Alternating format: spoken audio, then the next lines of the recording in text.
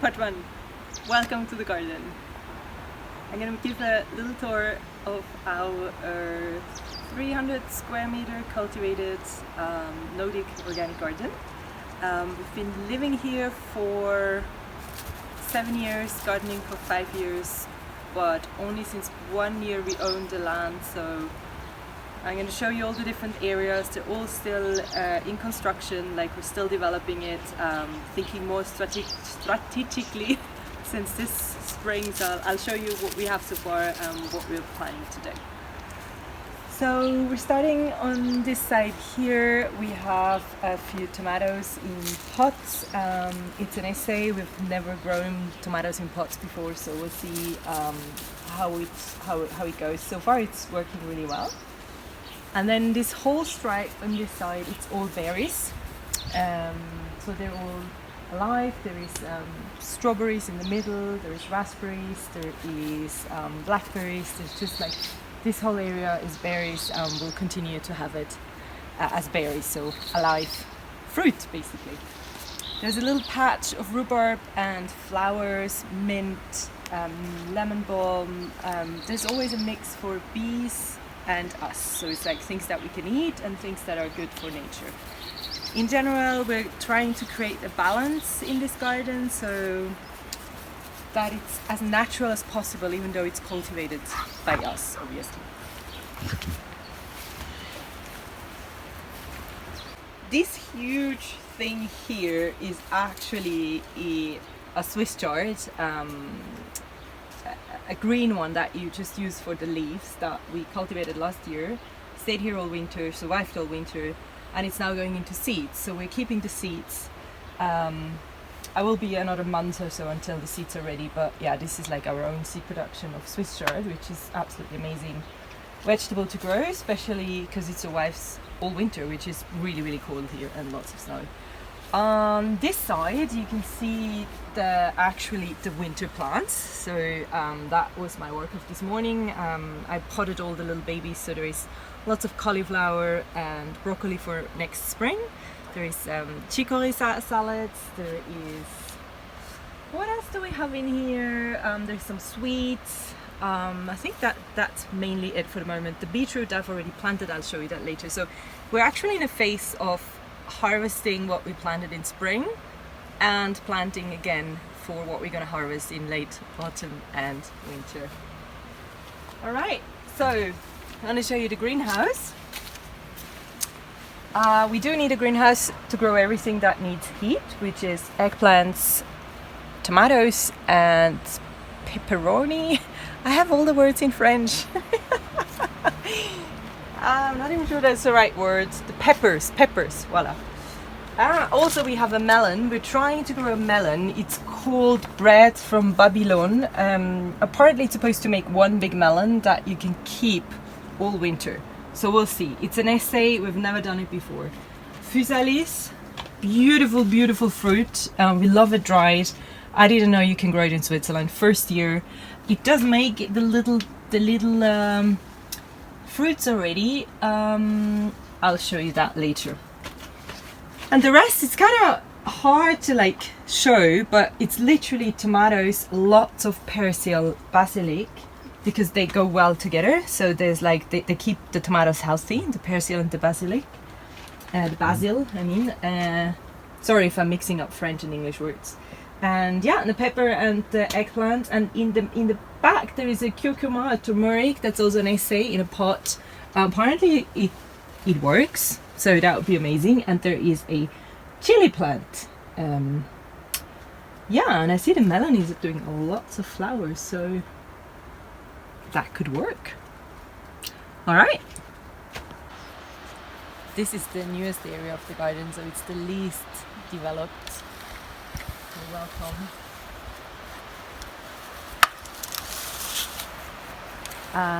So in front of the greenhouse we have something that's called tomatillos, mountain eggplant.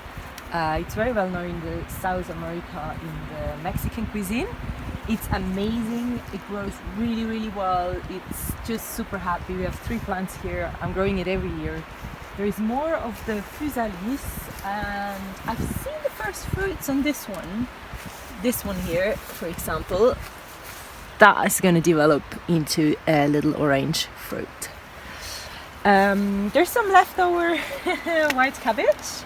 It's ready for harvest. We're gonna make sauerkraut with it. I have lots. I have about 8 heads. We harvested one the other day and it was 2.8 kilos, so it's quite a lot of food. And then what you see here again, this is the cabbage bed. So all the brassicas, they've gone this spring in it. So there was broccoli, there is Savoy cabbage, and there is white cabbages. What you see, those yellow big things here, this one, that's dill. I planted it, I sowed it, but you'll see in the other garden it's actually self-sown. It's amazing because I'll just plant it now, and every next year I'm gonna have lots of them everywhere. They're very good to compost, to make fermented plant juice with it, good to eat, of course, good for butterflies, and again they keep the other plants healthy, so very good herb to have. This is a bed where I put in all my leftover plants. So this is a mix and it's an essay. I'm hardly watering it. I didn't put any slug protection. I just, whatever I didn't know where to put, I put it in here. These kohlrabi are actually going into flower. I did not eat them on purpose because we had enough and I want to have seeds. So, and also we can really see the difference between a bed where we're not taking care of the soil, so we didn't put in much new compost, and a bed where we are putting in lots of good compost, because this one is the sweet corn, and you'll see it's tiny, and I'll show you the other one which is big like that, and it's the same plants planted the same day, just different soil. Okay, potato bed. We have 2 areas where we're growing potatoes. Potatoes we mainly grow to start the soil, to get it started. They're no-dig potatoes, so we did not dig the ground. The whole garden is no-dig, so we're not digging ever anything. We're not destroying the structure of the soil. So I put the potatoes on the bare ground, and then I just start putting grass clippings and straw on it, and that's it. And you can see they grow amazing. They're in flower. We already had harvest from the early potatoes, so it's really, really growing well. Over there is a zucchini, and then we have on the very side there is artichokes and Brussels sprouts. Artichokes are for next year, so we'll see if they survive the winter. It's an essay. It's the first time we're doing it because we have lots of snow. Apparently it's not going to work, but we'll see. And now we're going to turn around and I'll show you the main area, because this actually was just the little extra. Okay, well, you'll see all the flowers in the middle. They're always medicinal flowers and or just for the bees.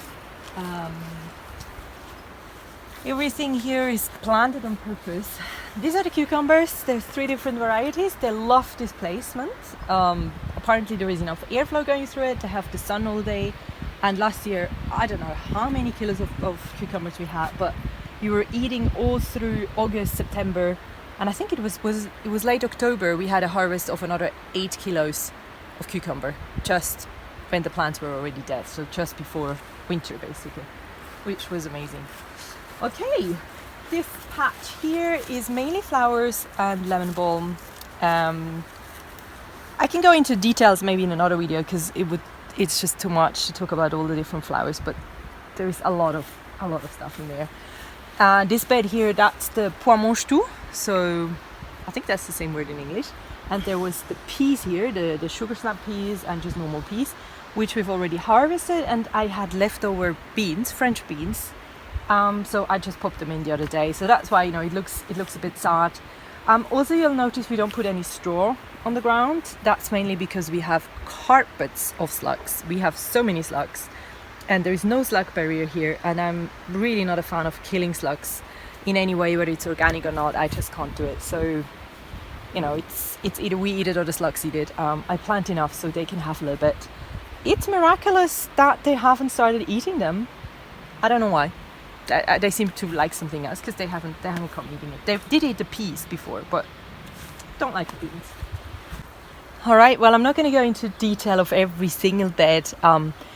But what I want to show you is, for example, this bed here is the onions that we harvested that actually had downy mildew. So that's it for the onions, no more onions in this area. And these are the baby beetroots that I planted. So this is winter food. By October this will be like big bulbs and we can harvest them. And in the back you see more Swiss chard and some kale. And then this is the carrots. So these are the spring carrots. I mean they're amazing, they're huge, they're ready to eat now. We already took them out all the way to here and I planted more sweets. And literally we're just going to continue pulling carrots, and hopefully I managed to pull them. Some of them have grown a bit big, and you can see there were stones in the ground, so obviously that one's not so nice. I'm gonna try and get a nice one out. Voila, there we go. So yeah, I mean, big carrot harvest, all no dig. There is too many in here, obviously, but you know, you get the picture.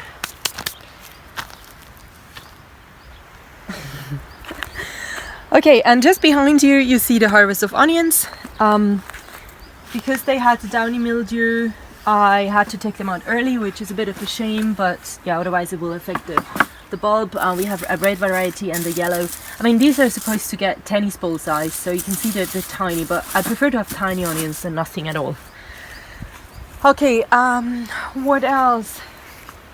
Well, yeah, basically this is a winter bed. That's celeriac, parsnip and leek for winter. They've been growing here since March. These are the new carrots just on the left. That again, that's for winter storage, and there is celery. And then you can see, oh, that's what I meant. So that's the sweet corn. And do you remember the one I showed you before? It was that big. Same plants. The only difference is the soil. So here we're adding 2 to 3 centimeters of compost every autumn, and that's it. That's all we're doing. And you can see the difference. So again, no dig, just adding compost. They're so happy. So happy plants. Behind me you can see the topinambur. That's an alive, living, everything's alive and living, but I mean, you just leave it in the ground, take out the roots, the tubers that you want to eat, leave a couple of them, and next year they'll just come back up. You can see a flower bed behind us, and outside, that's the area where we're still developing. Let's go and have a look at that.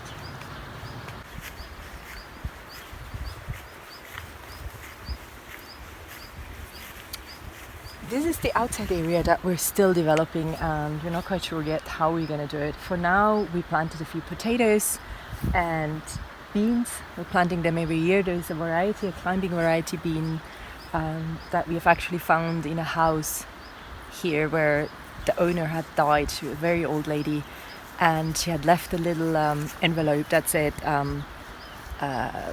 haricots de Frenière, which means beans from Frenière, which is where we live. It's the name of the place. And so we were like, what is that? That's like a variety from here. And we started growing it, and we have it since then. We have it every year, and it's very resistant. It's very adapted to this area, so it's amazing. So that's this. It's a purple climbing bean. And then there's lots of pumpkin, and this year it grows really well. I think there's 4 varieties in here. The pumpkins are already quite big. There's one here that's a muscat, and it's just absolutely stunning. I mean, this is July, so yeah, that'll get quite big. I'm really happy about it, and that's pretty much it. There's some French beans on the ground between the potatoes that got eaten by a mole. So yeah, new area. And as I'm turning around, you'll see this not so nice plastic cover, and that's actually new as well. That's for winter, because we have so much snow here, and we have the deer that come and eat everything they can find, actually dig the snow to get to the roots. We created this area where I can plant all the winter vegetables, and we can like protect them a little bit. So I'm just going to show you what we've done for summer in that area. Alright, so here for summer we have the zucchini. Zucchini are actually, they don't like to be in like complete heat. So this is perfect because they have the morning sun, and around 1 or 2 o'clock the sun passes behind the shed and they're in the shade, and they love it. Like, I've never had zucchini that are so happy. Literally, this is like the best placement. I've never had it like that. these are red cabbage. Again, there's a spring variety that should be ready in about a month. And there's some white cabbage in the back, and there's a huge 500 liters water collection system. So I'm watering here by hand. So yeah, I think that's it. There is a garlic harvest just on this side that we've planted last year in November, and that was collected in June. And to finish off, there is 2 pear trees that we have here that have been rescued from death. They were supposed to be thrown away because there was an accident. They got cut by a falling piece of wood. They were really happy that we rescued them because this year they have lots and lots of pears. It's 4 years that they're here, and last year they had each 2 or 3 pears, and this year it's full. We also have planted a few more apple and pear trees at the back of our land, which you haven't seen because it goes down a little further. So yeah, the idea is to have just a supply of our own fruit as well, but it will take a couple of years until it's enough. And I think that's it. That's just a very simple garden tour. I tried to give you an overview and not too many details. Write into the comments if you want to know specific things, and I'm happy to go into more detail for that. So we'll say the official like and subscribe, and just if you check out our channel, you'll find a couple of videos in 2021, actually in January 2021.